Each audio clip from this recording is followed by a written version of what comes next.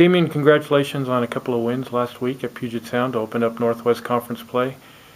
What did you like better about the team, the way they played offensively or the way they played defensively? That's a good question. I mean, I think we just got some great contributions all around. I like what they did on both ends of the floor for most of it. We had a few too many turnovers to start the first game, and I felt like it took a little bit of time before we really got into a groove. But once we did, guys took care of business, and we put together a couple of good stretches that kind of spread the game out, and then I thought we got really good contribution from our bench in general, both games. Yeah, talk more about that. Because of injuries, because of COVID, because of all kinds of things, you've had to use probably more of this 20-player roster than you might have expected going into this season, and just talk about how guys have stepped up. Yeah, definitely different roles than maybe you would have put in on paper going into the season.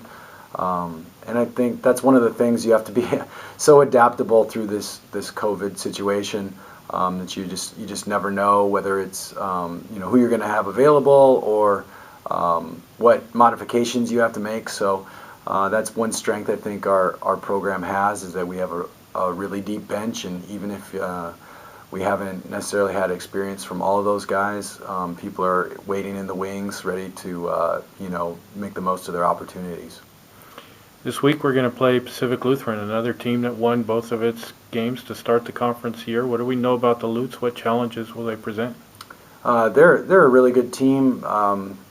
Coach Murray always has them playing extremely disciplined on both ends of the floor. I think they have a couple of guys that did really well in conference play last year and had recognition. Jordan Thomas, Seth Hall, both I believe were on the all-conference list, and then some young guys that made the most of their minutes last weekend, spread the floor with some good shooting that really allowed them to finish out those games. So I'm excited. I think they have a really good club. Obviously, they were a top 4 team in our league last year. We saw them in postseason, so definitely a formidable opponent.